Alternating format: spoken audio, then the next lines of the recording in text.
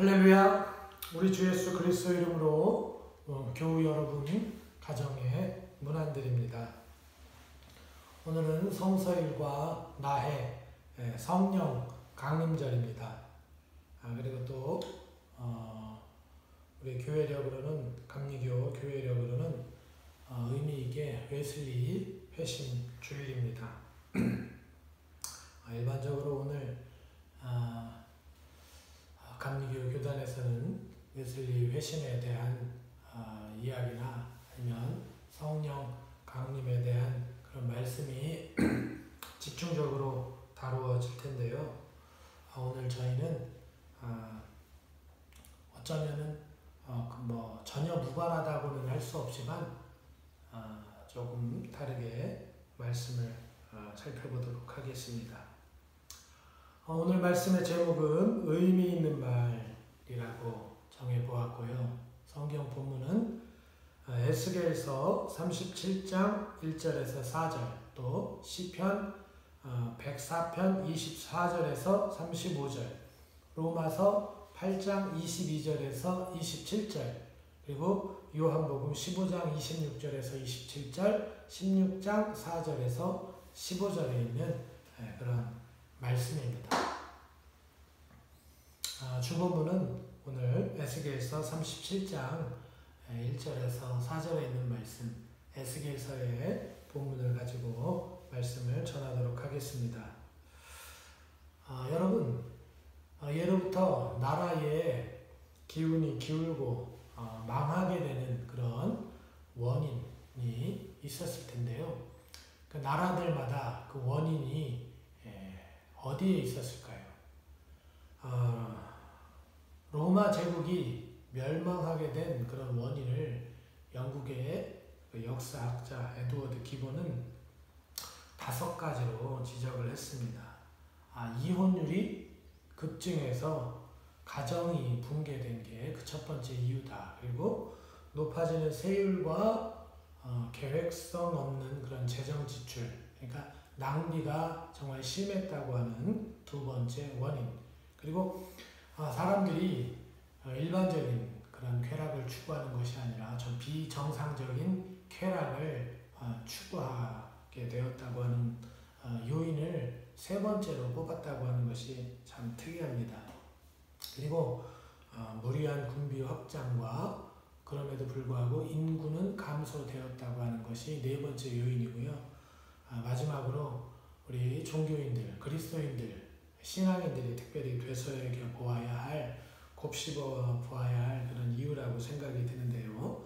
종교의 부패가 바로 로마 제국의 멸망 원인이었다고 그렇게 지적을 하고 있습니다.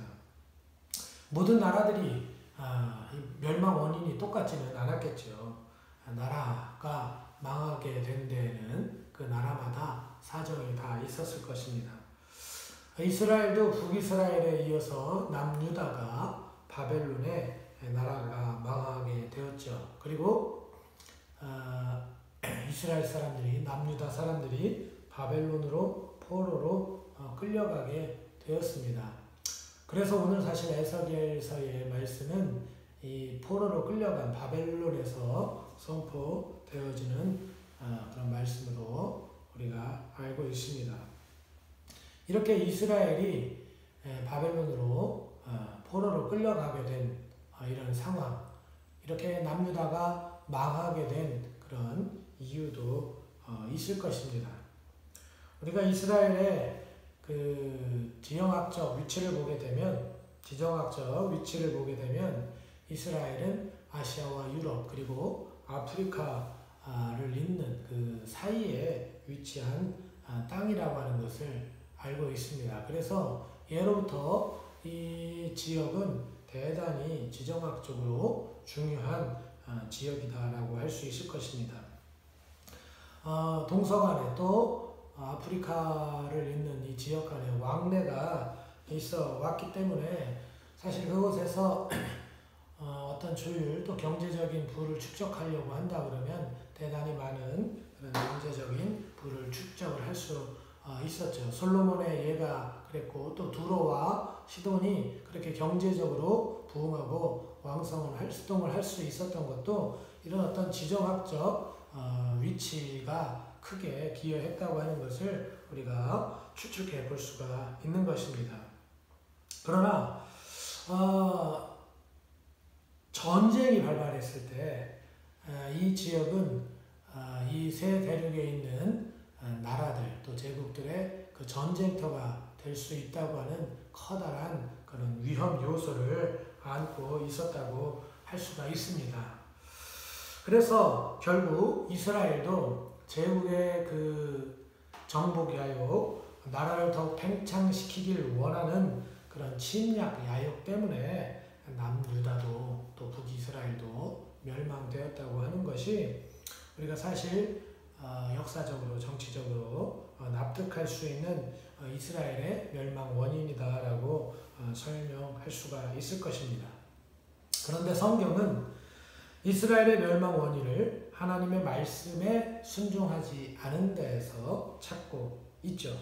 하나님께서 이스라엘 백성을 자신의 백성으로 삼으시면서 특별한 민족으로 성장하도록 그들에게 법과 유례와 규례를 전하면서 가르치셨는데, 그래서 이스라엘 백성으로 하여금 그 도에서 그 하나님의 말씀에서 떠나지 말 것을 강조하셨는데, 이스라엘 사람들이 세상 사람들의 좋은 것을 따라가다가 결국은 망하게 되었다고 하는 것이 성경의 진단인 것이죠. 사회적으로 또한 정치적으로 이스라엘의 멸망 원인을 설명하고 있는 것보다 사실 우리가 납득하기 어려운 성경의 교훈인 것입니다. 그러나 우리는 이 성경의 교훈에 귀를 기울여야 할 것입니다. 왜냐하면 성경이 이렇게 말하는데 이유가 있기 때문이죠. 그래서 오늘은 이런 이야기를 나누려고 하는 것입니다. 오늘 우리가 읽게 된 본문 에스겔서 37장 1절에서 4절은 마른 뼈 환상이라는 아주 유명한 성경 본문의 첫 부분이죠. 에스겔서 37장을 보게 되면 하나님이 에스겔에게 마른 뼈들을 보여주시면서 이 마른 뼈들이 살 수 있겠느냐라고 물으십니다. 이 어려운 그 하나님의 질문 앞에서 에스겔은 하나님만 아실 수 있습니다라고 대답을 하게 되는데요. 이 에스겔에게 하나님이 명령하시죠. 뼈들에게 하나님의 말씀을 들어라라고 하는 대언을 하라는 명령입니다. 뼈들이 살아나리라는 그런 대언을 하게 되면 뼈들이 살아나게 될 것이다 말씀을 하시면서 말입니다. 그래서 에스겔은 정말 하나님의 이 명령에 순종함으로 마른 뼈들에게 하나님의 말씀을 대언합니다. 그랬더니 정말 마른 뼈들이 살아나서 큰 군대가 되었다고 오늘 에스겔서 37장이 말하고 있습니다. 우리는 이 말씀이 판타지로 읽혀지는 것 같습니다. 재미있는 이야기 말입니다. 하지만 우리는 이 말씀을 의미 있는 말씀으로 읽어야 합니다. 거짓말 같은 일이 실제로 일어난 일, 또 아니면 우리가 죽고 난 후 예수님이 오셨을 때 마른 뼈들처럼 우리도 새로운 육체를 입고 살아나는 소망의 말씀으로만 우리가 읽어서는 안 될 것입니다. 서두에서 말씀드린 대로 여러분, 이스라엘이 왜 망했습니까? 어떤 정치적이고 사회적인 이유도 있었겠지만 성경은 하나님의 말씀을 듣지 않았기 때문이다 라고 말합니다. 그래서 하나님을 떠나 세상을 사랑한 것이다 라고 말하고 있습니다. 그렇다면 여러분, 이스라엘이 그들이 살아나는 방법은 무엇이겠습니까? 바로 하나님의 말씀을 듣는 것입니다. 그 말씀으로 가르침을 받고 그 가르침 받은 말씀에 순종하는 것입니다. 그 말씀을 통해서 하나님의 백성이 되는 것이다 라고 성경은 우리에게 가르치고 있습니다. 창세기 1장을 보면 하나님은 말씀으로 천지를 창조하시고 계신 것을 보게 되는데요. 하나님께서 천지를 말씀으로 창조하셨다는 것은 여러분, 이 세상을 살리셨다고 하는 의미와 다르지 않다 생각이 됩니다. 아무것도 없어서 혼돈하고 공허하며 흑암이 깊은 곳에 하나님께서 생명으로 가득 채우신 것이죠. 바로 이 세상이 운행하는 모습이 바로 이 생명의 신비이기 때문입니다. 우리가 바라보는 하나님께서 창조하신 이 세상이 정말 그 생명의 신비를 증거하고 있는 것이죠. 저희 교회 주차장에 그 석축을 쌓았는데요. 언제부터인가 이 석축에 다람쥐가 보금자리를 마련했습니다. 정말 그 모습을 보는 것이 즐거웠습니다. 어느 날부터는요, 갑자기 다람쥐 새끼들도 보이기 시작했습니다. 그래서 제 집 한켠에서 아침 햇볕을 쐬는 다람쥐 새끼들을 보는 그런 재미가 너무 좋았습니다. 뭔가 아름다운, 또 너무나 평화로운 그런 일상이었던 것이죠. 그런데 그 평화로운 일상에, 아름다운 일상에 지난주 고양이가 다람쥐들을, 그 어린 새끼들을 습격하는 일이 있었습니다. 눈앞에서 어린 다람쥐들이 고양이에게 맥없이 붙들려가는 것을 보니 기분이 너무나 좋지 않았습니다. 그래서 다람쥐 새끼를 잡아가는 고양이를 잡아보겠다고 또 쫓아내보내겠다고 정말 힘을 다해서 고양이를 쫓아가 보기도 했지만 허사였습니다. 그런데 여러분, 정말 이렇게 가슴이 아픈 그런 일이 우리 교회에서, 교회 앞마당에서 일어났지만 사실은 이것이 바로 생명의 신비 아니겠습니까? 저마다 살기 위해서 몸부림치면서 살아가는 것이 바로 생명입니다. 하나님께서는 이러한 세상을 지으신 것이죠.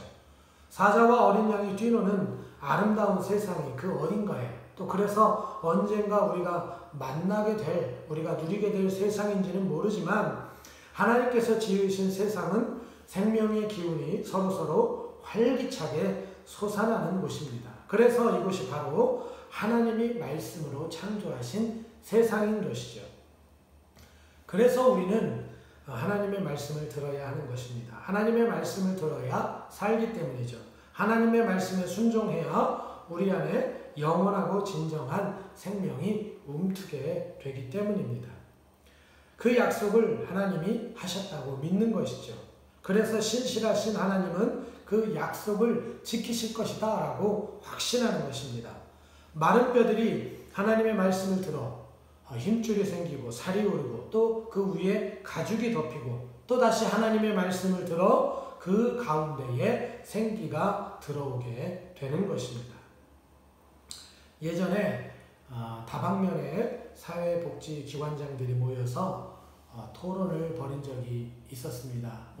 요즘에도 그런 일들이 있겠지만 예전에 그 자리에는 저도 있었던지라 오늘 말씀을 나누어 봅니다. 그 자리에는 중증장애인, 또 외국인, 노숙인 등 다양한 부류들을 상대하는 사회복지기관장들이 참석하셨었는데요. 그분들은 저마다 자신들이 케어하는 대상들이 사회에서 정말 더 어려운 형편에 있다, 그들이 더 소외되고 있다라고 하는 주장들을 펼치는 것을 보았습니다. 그런데 노숙인 사역을 하시는 기관장님께서 이런 소리를 하셨습니다. 노숙인이 가장 어려운 사역의 대상인 것은 그들에게 소망이 없다라고 하는 말이었습니다. 삶의 동력을 상실하고 그 기반이 무너져서 심리적으로 딛고 설 발판조차 없기 때문이다라고 하는 그런 의미의 말씀을 들려주셨는데요. 저도 그 말을 조금은 이해할 수 있었습니다. 여러분, 그 밑바닥에서 우리가 일어선다고 하는 것은 정말 끊임없는 노력이 필요한 것이죠. 또 그 내일을 알 수 없는 그 시간들을 견뎌내야 하는 인내심이 있어야 하는 것입니다. 그리고 그들이 과거 그들의 실패를 마주할 수 있는 진정한 용기가 필요한 것입니다. 그런데 여러분, 이러한 일은 이 열거한 세 가지 중에 하나도 쉽지 않습니다. 그러니 노숙인들이 일어난다고 하는 것은 정말 자력갱생한다는 것은 거의 불가능한 일입니다.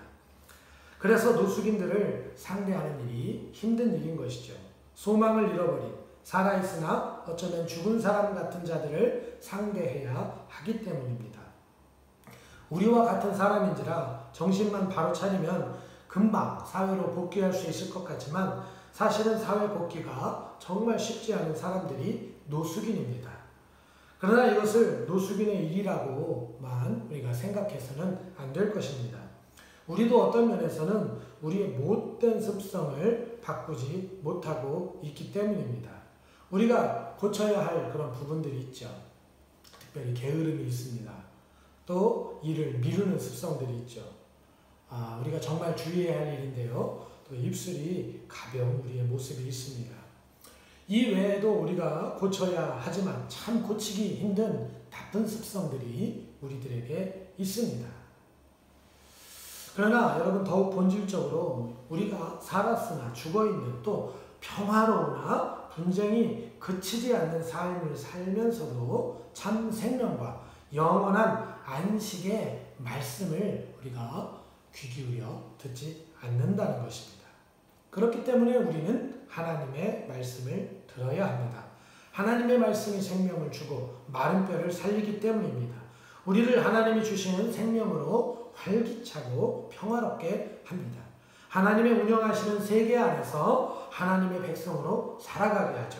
하나님과 동행하며 하나님의 기쁨이 되고 또 영광을 돌리는 자가 되는 것입니다. 그런데 보면 사람들 중에 말씀을 듣기는 하는데 사실 그 말씀을 듣지 않는 사람들이 있습니다. 그 말씀이 믿어지지 않는 것이죠. 왜냐하면 자신의 경험이 하나님의 말씀보다 앞서기 때문입니다. 그것이 아니면 자신이 바라는 것에, 자신이 꿈꾸는 것에, 자신이 기대하는 것에 너무 집중되어 있기 때문입니다. 그런데 여러분 잘 생각해 보십시오. 하나님의 말씀은 살리는 것입니다. 생명을 주는 것입니다. 하나님의 말씀은 우리가 직면한 문제를 해결하는 도구가 아닙니다.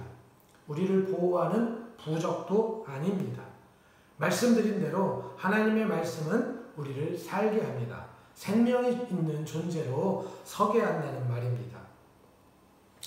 여러분, 살아있다고 하는 것이 무엇입니까?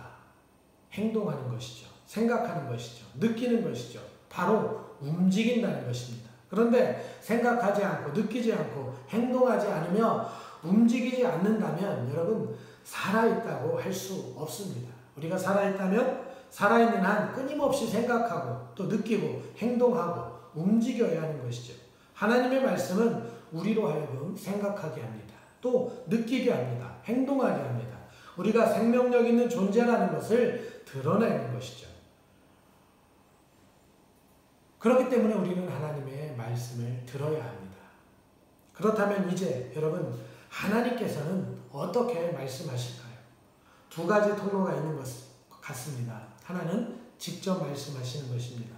출애굽의 지도자 모세에게 직접 말씀하신 것처럼 하나님으로부터 직접 말씀을 들었다고 하는 기록을 우리는 성경 이곳저곳에서 볼 수가 있습니다. 그리고 다른 하나는 성령을 통해서입니다. 성령님이 직접 말씀하시는 것은 하나님께서 직접 말씀하시는 것과 다를 바가 없으므로 우리는 성령님께서 책으로 엮어주신 성경을 통해서 하나님의 말씀을 듣게 됩니다. 모든 성경은 하나님의 감동으로 주어진 책이기 때문입니다. 이 성령님께서 말씀하시는 것에 대해서 예수님께서도 잘 말씀해 주고 계십니다. 그러나 진리의 성령이 오시면 그가 너희를 모든 진리 가운데로 인도하시리니 그가 스스로 말하지 않고 오직 들은 것을 말하며 장래일을 너희에게 알리시리라. 성령님은 우리를 모든 진리 가운데로 인도하십니다. 이 진리는 생명이 있는 곳입니다. 성령님께서 인도하시는 길은 우선 우리의 성공과 번영을 위한 것이 아닙니다. 우리가 신앙생활을 하는 것은 참 생명을 얻고 그 생명으로 주님 안에서 영원한 안식을 누리는 것이 가장 우선되어야 합니다. 그러므로 주님께 영광이 되어야 합니다. 성령님은 그 생명의 길로 우리를 인도하시는 것입니다. 성령님이 말씀하셔서 동쪽으로 가게 해서 귀인을 만나고 서쪽으로 가도록 인도하셔서 행운을 만나도록 인도하는 분이 아니라는 말씀입니다. 혹 성령님이 동쪽으로 가게 해서 귀인을 만났다면 그곳에 참 생명이 필요하기 때문일 것입니다. 우리가 지난번에도 말씀을 나누었지만 빌립이 에디오피아 여왕의 국고를 맡은 내시를 성령의 지시함 가운데 만난 것은 그에게 복음을 전하기 위하지, 빌립이 그 내시를 통해서 인생의 역전이 되었다고 하는 것을 전하기 위한 것이 아니었다는 것입니다. 사랑하는 교우 여러분, 사람들은 가슴에 남는 한마디의 말 때문에 인생이 바뀌기도 합니다. DI 학습법의 저자 원동현 박사님은 사람의 심력이 올라가면 지력, 체력, 또 자기 관리 능력, 인간 관계 능력도 덩달아 올라간다고 생각했습니다. 그래서 그분이 개발하신 그 DI 학습법의 공부의 첫머리는 항상 좋은 이야기를 통해 사람들이 좋은 마음을 갖도록 학습 시간을 배려하는 것을 보았습니다. 원동현 박사님께서 이런 결론을 내린 것은 성경을 읽고 배우면서 느끼면서 또 확신했던 것을 실제로 실천한 것이죠. 사람들은 세상에 있는 좋은 말들로도 충분하다고 생각을 합니다. 사람들의 경험만 공유해도 충분히 행복한 인생을 살 수 있다고 여기는 것이죠. 여러분, 그러나 그곳에는 참 생명이 없습니다. 삶의 행복과 단란함을 만들 수는 있어도 참 생명과 평안함을 이룰 수는 없습니다. 오로지 하나님의 말씀만이 우리를 참 생명과 평화 속으로 인도합니다. 하나님을 믿는다면, 그래서 예수님을 통해 하나님께 이르러야 한다고 믿는 사람들에게는 너무나 당연한 결론입니다. 말씀을 마치겠습니다. 예수님께서는 우리가 결코 육신의 안목과 이 세상의 자랑을 의지해서 살라고 하지 않습니다. 주님의 자녀들은 하나님의 자녀로서 지니게 될 영광을 바라봐야 합니다. 그것은 주님이 주시는 생명입니다. 주님과 함께 누리는 평화입니다. 그래서 주님은 우리가 참 생명을 얻도록, 평화를 누리도록 성령님을 보내주시겠다고 약속하시는 것입니다. 세상의 곤고한 일들 가운데서, 고난과 역경 가운데서 우리로 진정 구하고 지켜야 하는 것이 무엇인지 가르쳐 주시기 위해서 성령님께서 친히 우리를 위해 간구하는 것입니다. 그 진리를 위한 성령님의 간구, 바로 하나님의 말씀입니다. 그러므로 오늘도 하나님의 말씀을 만나 생각하고 느끼고 행동하고 움직이는 생명의 역사가 나타나는, 그래서 내일도 하나님의 말씀 속으로 들어갈 것을 기대하며 언제나 하나님의 말씀으로 의미 있고 복된 인생이 되시기를 예수님의 이름으로 축원드립니다.